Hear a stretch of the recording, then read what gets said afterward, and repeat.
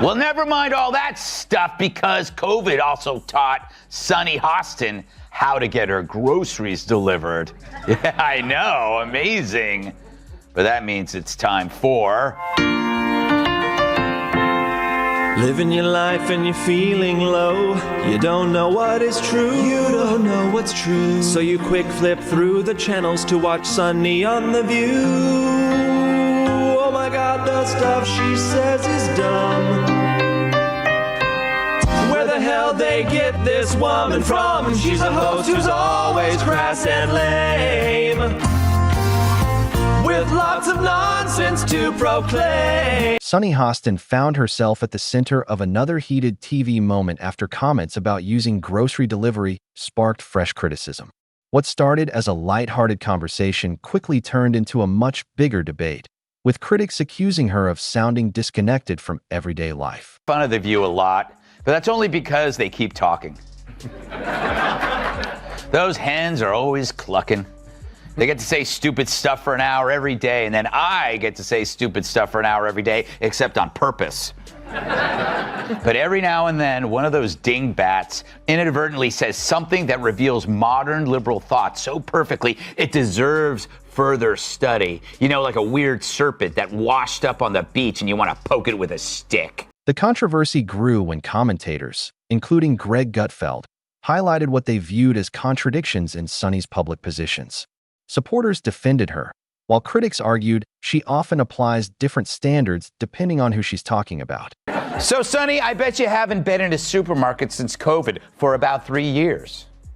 I haven't been in a supermarket since COVID. For about 3 years. That's when I discovered Instacart. And I give them a big tip because they don't always pay their people well. And so that's been an issue, I think, for the company.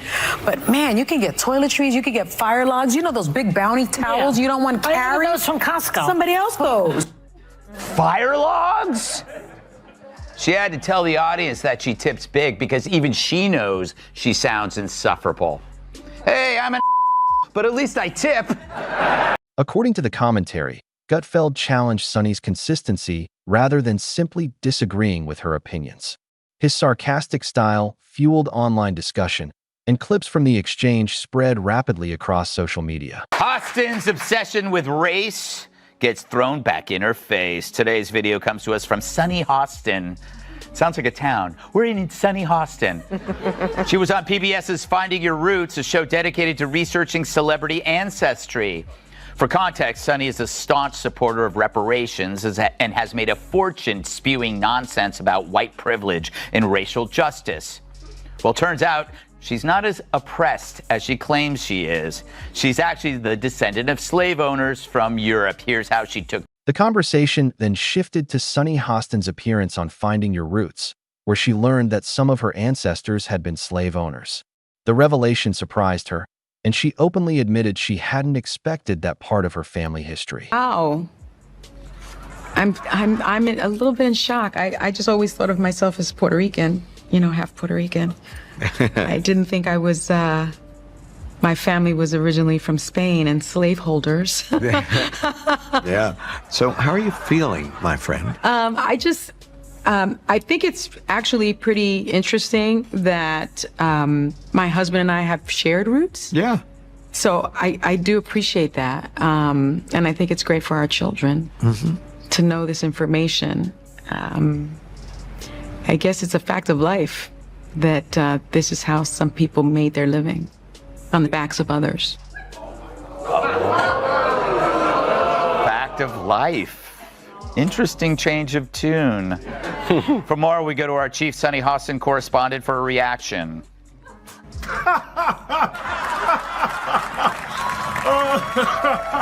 After hearing the news, Sunny acknowledged that history can be uncomfortable and said it was important for her family to understand where they came from. The emotional moment generated strong reactions from both supporters and critics online. I'm going to milk this till the end of time. You're right. Anytime she says something stupid, I'm going to go, slave owner! Kat, I just watched that. That's the second time I've watched that. She was tipped off beforehand, right? Because they had to tell her before, so she had time to regroup. They wouldn't just surprise. Really? Do you think? No? I don't know. I feel like she could have maybe done better. Okay. Greg Gutfeld later referenced that ancestry revelation while criticizing Sunny's previous comments about race and privilege.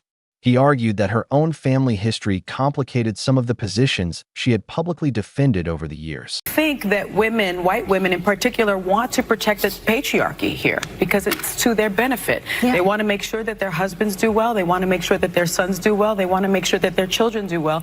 And they want to make sure that they do well. Most of the women in some of these studies are married white women, and they do fall in line with what their husbands are doing. People have to wonder, where does Sunny Hostin get her opinions? Yeah. Like you said, it's obviously from her husband. She has to tell her what to say on The View, because without it, she's got nothing. The debate expanded beyond one television exchange.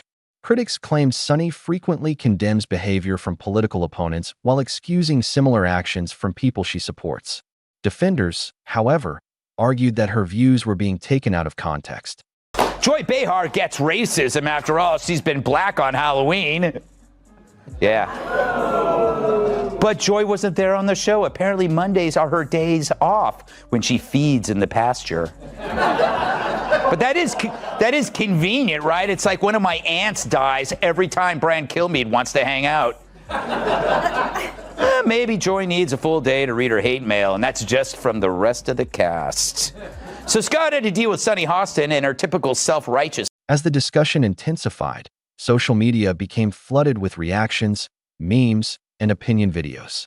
Some praised Gutfeld for challenging a mainstream television personality, while others felt the criticism became overly personal. But unlike this chick, we didn't think it was the best thing that could have happened to us. Although it did get Joy Behar to wear a mask.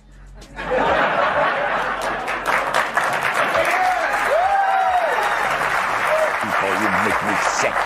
It's funny, her being named Joy is like me being named ugly. The controversy also reignited broader debates about The View.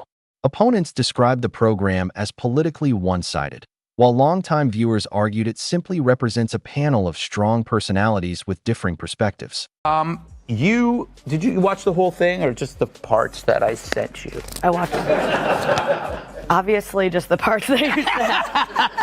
Did I watch a whole episode of The View? No woman can do that unless you're stupid. But I have a job. Here's the thing. How can they call themselves progressives when they keep saying that nothing has progressed? Then it's on them.